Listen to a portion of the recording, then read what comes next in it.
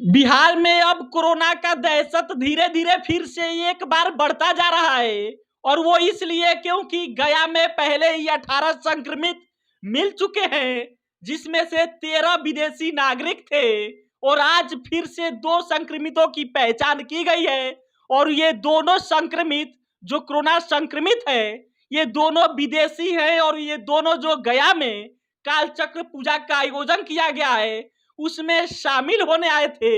और वहीं पे टेस्टिंग के दौरान पाया गया कि ये दोनों कोरोना संक्रमित हैं। और फिर इसके बाद से दहशत फैल गई है कि बिहार में अब कोरोना तेजी से फैलेगा। और इस बात का डर सताने लगा है कि जिस प्रकार से कोरोना का नया वेरिएंट अमेरिका चीन में वहां पे तबाही मचा रहा है, क्या एक बार फिर से भारत और बिहार में ये तबाही मचाएगा? क्योंकि पहले ही गया में 18 मरीज मिल चुके हैं, जिसमें से 13 मरीज विदेशी थे। और ये 18 के 18 मरीज गया से ही मिले हैं। वहां पे कालचक्र पूजा का जो आयोजन किया गया है उसमें ही शामिल होने आए थे।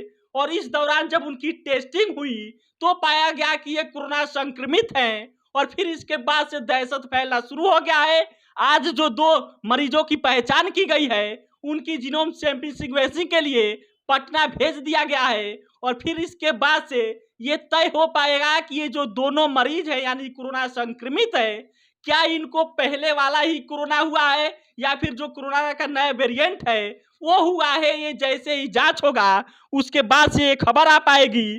पटना यहाँ के संक्रमितों का जो 2 संक्रमित पाए गए हैं इनके सैंपल जीनोम सीक्वेंसिंग के लिए पटना भेज दिया गया है। और जैसे ही ये रिपोर्ट आएगी उसके बाद से ये पता चल पाएगा कि इनको जो कोरोना हुआ है क्या वो नए वाला जो वेरिएंट है वो है या फिर से पुराना वाला ही वेरिएंट है। क्योंकि अगर नया वाला वेरिएंट जो है BF7 वो जिस प्रकार से चीन में अमेरिका में तबाही मचा रहा है, अगर ये BF7 इनको होगा तो फिर ये दहशत का माहौल बनना लाजमी है। क्योंकि इसका जो संक्रमण रेशियो है वो एक आदमी 18 लोगों को संक्रमित कर सकता है। और जो बोध गया में कालचक्र पूजा का आयोजन किया गया है उसमें ये अनुमान है कि लगभग 60,000 श्रद्धालु उसमें शामिल होंगे। और शामिल हो रहे हैं और ये पूजा 3 दिनों तक चलने वाला है। और इस प्रकार से अगर इन लोगों को जो कोरोना जो 2 संक्रमित पाए गए हैं, अगर ये कोरोना के नए वेरिएंट BF7 से संक्रमित होंगे तो फिर ये मानकर चलिए कि वहां पे वो सैकड़ों लोगों को अभी तक संक्रमित कर चुके होंगे। और फिर इसके बाद से एक बार फिर से बिहार में कोरोना तेजी से फैलने का डर सताने लगा है। फिलहाल इन दोनों संक्रमितों का वहां पे जीनोम सैंपल सीक्वेंसिंग के लिए पटना भेज दिया गया है। और जैसे ही रिपोर्ट आएगी उसके बाद से तय हो जाएगा कि इन दोनों मरीजों की जो कोरोना संक्रमित हैं इनको आखिर पहले वाला ही कोरोना है या फिर कोरोना को जो नए वेरिएंट है BF7 उससे ये संक्रमित है। जैसी ये रिपोर्ट आएगी वो हम आप तक पहुंचाएंगे। लेकिन इसको लेकर अब सरकार भी एक्टिव हो चुकी है। निर्देश दे दिया गया है कि टेस्टिंग बढ़ाया जाए, टीकाकरण की स्पीड बढ़ाई जाए और सभी लोग मास्क पहने, दूरी बनाकर रखे, सोशल डिस्टेंसिंग का फॉलो करें।